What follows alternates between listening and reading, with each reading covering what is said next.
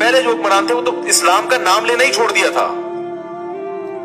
میں ذاتی طور پر عمران خان کی جو بھی تقریر میں نے سنی ہے بلا مبالغہ، مجھے نہیں پتا کہ وہ یہودی ایجنٹ ہے یا نہیں ہے، مجھے نہیں پتا، لیکن اللہ کی قسم ان تقریروں میں جو مزہ آیا ہے وہ ایسے لگتا ہے جیسے کوئی عالم دین اور مولوی تقریر کر رہا ہو.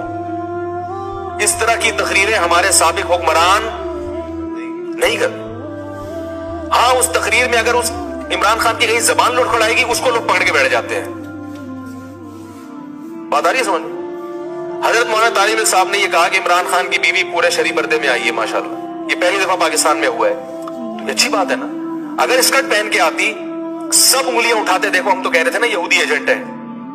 برقعے میں آ گئی تو یہ کیا ہے؟ یہ کیموفلاج ہے. یہ لوگوں کو یہ خام خواہ میں شو مارنا ہے کہ ہم بھی کیا ہیں تھوڑا سا دین سے. تو آپ نے جب یہ فیصلہ کیا ہوا ہے کہ ہر چیز کو آپ نے الٹا ہی لے کے جانا ہے، تو پی ٹی آئی کے صدر کی بات نہیں کر رہا، میں حکومت کی بات کر رہا ہوں. پھر حکومت یہ کہے گی، کہنے میں حق بجانب ہوگی کہ ان مولویوں کو مطمئن کرنا ہمارے بس میں نہیں ہے، یہ نہیں مطمئن ہوں گے کچھ بھی کر لو. تو میرے بھائی اس سے علماء کو نقصان ہوگا، اس سے مذہب کو